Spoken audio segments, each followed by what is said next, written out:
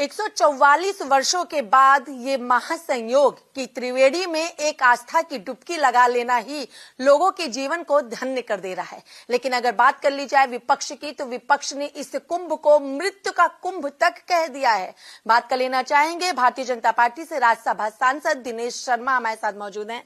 दिनेश जी, वो महाकुंभ, वो त्रिवेणी पर आस्था की डुबकी जिसके लिए लोग देश ही नहीं बल्कि विदेशों से भी आ रहे हैं, लेकिन जब बात ये आती है कि वो महाकुंभ नहीं बल्कि मृत्यु का कुंभ बन चुका है, तो क्या कहेंगे?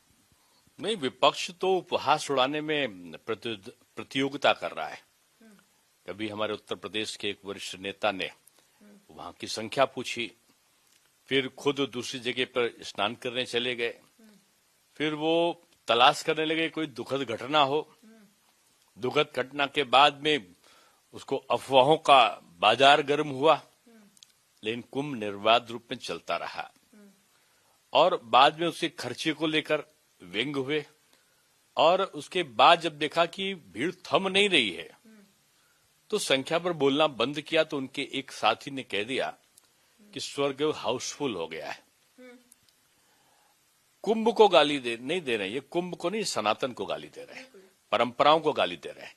आज ममता बनर्जी का जो ये वाक्य है, ये जो बयान है कि ये मृत्यु कुंभ है, उनको शायद बंगाल में उनकी सरकार के द्वारा किया गया नरसंहार नहीं दिखाई पड़ता। 1,500 से ऊपर लोगों की हत्याएं जो सरकार द्वारा प्रायोजित हत्याएं कहलाती थे, लोगों ने आरोप लगाया। बीजेपी के कार्यकर्ताओं की सैकड़ों की मात्रा में हत्याएं हुई, महिलाओं के साथ अत्याचार हुआ, और एक स्थिति ऐसी बनी कि निरपराध लोगों को सांप्रदायिक हिंसा का भी शिकार बनाया गया। उनको वो जो आवरण था वो मृत्यु का पर्याय नहीं बना, और उनको जो एक धार्मिक अनुष्ठान है, लोग स्वेच्छा से आ रहे हैं, जाति भूल गए हैं, अपना एक तरीके से अमीर गरीब का भेद भूल चुके हैं, और ईश्वर में तल्लीन होकर अपनी धार्मिक भावनाओं को पूर्ण करने के लिए आ रहे हों, उनकी भावनाओं को ये चोट पहुंचाना, मैं समझता हूं ये विपक्ष का एक सुगुफा हो गया है। दिनेश जी, कुंभ शुरू होने से पहले या कुंभ चल रहा है तब और कुंभ खत्म हो जाएगा तब भी एक बड़ा मुद्दा विपक्ष के लिए, देश के सबसे बड़े सूबे उत्तर प्रदेश के लिए बनकर तैयार हो गया है। हाँ, विपक्ष को तो चिंता सवार हो गई है। कितना बड़ा आयोजन जो 54 करोड़ से भी ऊपर लोग स्नान कर चुके हों, वो ये सोच रहे हैं कि इतना बड़ा वो कैसे निर्विघ्न रूप में हो गया। आप ये देखो, केवल ये उपहास उड़ाते रहे, लेकिन एक विपक्ष का भी व्यक्ति नहीं बोल पाया कि वहां गंदगी थी। एक भी विपक्ष का वो नहीं बोल पाया कि वहां पर पानी गंदा था। एक भी वो नहीं बोल पाया कि वहां टेंट के लिए साधुओं को सामान उपलब्ध नहीं था, पीने का पानी उपलब्ध नहीं था। ये कोई आरोप नहीं लगा पाया। यानी जो व्यवस्थाओं का वो था कि चारों तरफ सड़कों का जाल बिछा रहा, वो हवाई अड्डे से बेहतर सुविधाएं रेलवे स्टेशन पर दिखाई पड़ी। कई नए जहाज के जो फ्लाइट्स थी उनकी कनेक्टिविटी हवाई अड्डे से की गई, हवाई अड्डे का विस्तार किया गया, कितने नए पुल बनाए गए, कितने चौराहे बनाए गए, कितने एक्सप्रेस वे की कनेक्टिविटी बढ़ी। ये 1.5-2 साल में प्रयागराज का जो स्वरूप था वो बदल गया।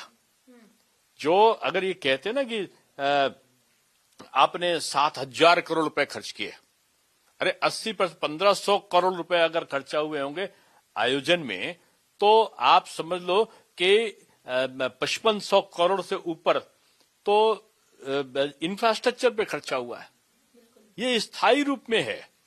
ये अगर 1,500 करोड़ में खर्चा करके अगर 2 लाख करोड़ से ऊपर की आमदनी होती है उत्तर प्रदेश को कुंभ के माध्यम से, लोग आए कुंभ से गए काशी विश्वनाथ बाबा को गए, वो गए विंध्याचल में, फिर गए अयोध्या में, फिर गए चित्रकूट, फिर गए नैमिषारण्य, बहुत सारे लोग मथुरा भी गए।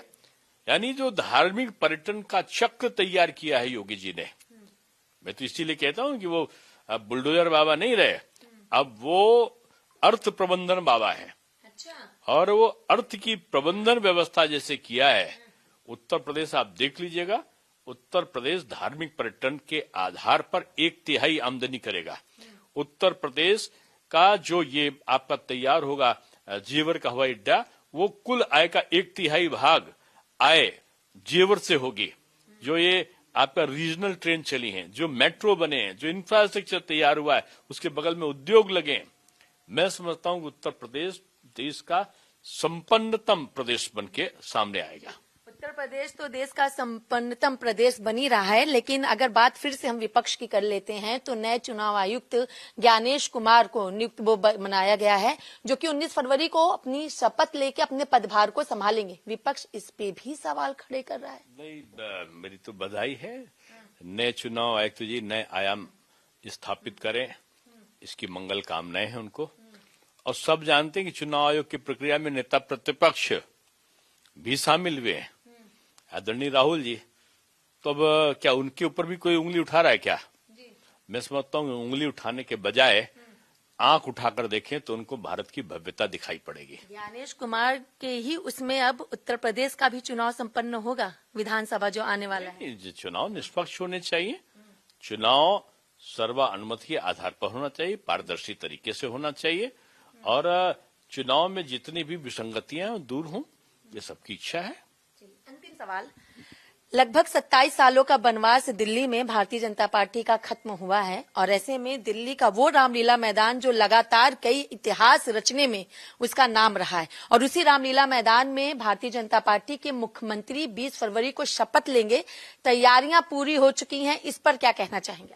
देखिए, इसको बीजेपी का वनवास खत्म हुआ के बजाय कहें कि आम आदमी पार्टी और कांग्रेस का आजन्म वनवास का प्रारंभ हुआ है।